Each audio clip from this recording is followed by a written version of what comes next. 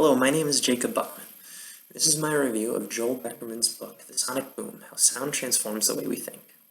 Today, I will be summarizing the book, sprinkling in some critics' reviews and my analysis. When I first got into this book, I was really hoping that the seasoned professional was going to put me in the nuts and bolts of how particular sounds influence our purchases. After reading chapters 1 through 4, I was extremely disappointed. The reason for this was just what seemed to me to be an anecdote overkill. I understand the need to establish a common ground for the language used in sound marketing, but this could have easily been accomplished in just one chapter, vice the 4 that he exhausted. Chapters 5 through 7 culminated his significant experiences as head of Man-Made Sound.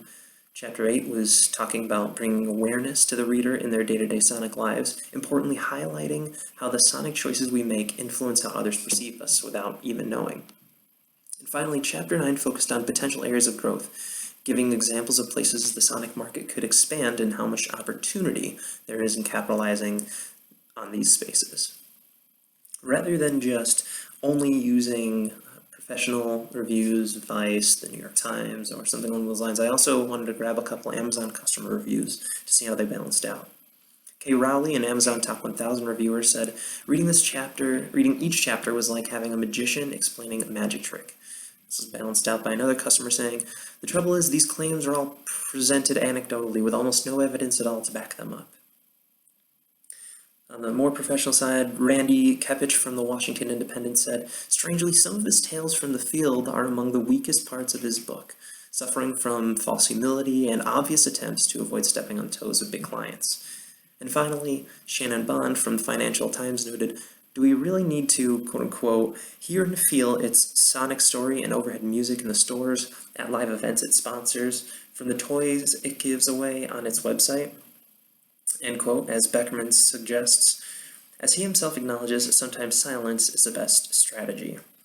So of these fairly balanced reviews and critiques of all of his books, I agreed most with Shannon Bond. I think silence is equally as powerful as sound, and they need to have more of an equal footing in our day-to-day lives. Beckerman, I felt overall, was just breaching to the point of obsession in his desire to fill life with sound. I understand how important it is to aid our financial decisions, but by the end of the book, he was ready to fill every waking moment of our lives with sound.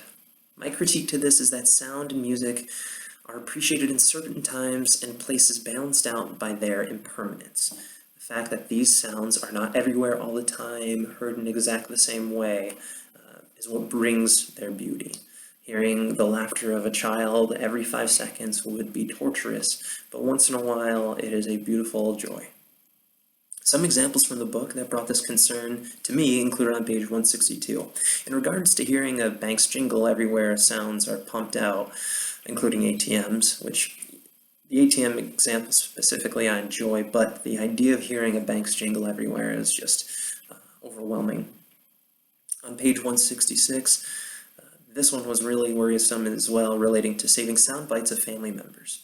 What's really concerning about this is family members, the way he referenced family members to me kind of made me think about, in regards of having sound bites for emotional stimuli in the future, bothered me because although these sound bites would be comforting at certain times, if we're always listening to those specific sound bites and not moving forward with our lives, then we're kind of trapped in the past and in the past with what those particular sounds elicited, rather than making new connections and hearing new sounds. Beckerman has absolutely valid points when it comes to sound and making things better, like a horror film or certain park rides, but overall sound should be the silent hero.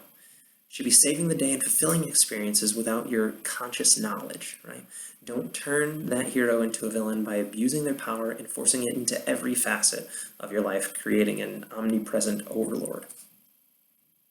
Lastly, Beckerman said on page 167 that this is a field book, a guide, and I agree, this book should be.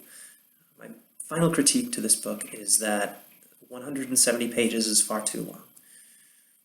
Beckerman could accomplish the same effect with 75 pages, boiling down the most necessary parts of this book to inform the reader how to be optimally educated. someone who is keenly aware of the criticality of terse sound bites, I was disappointed by his overstuffed literary anthem. Thank you.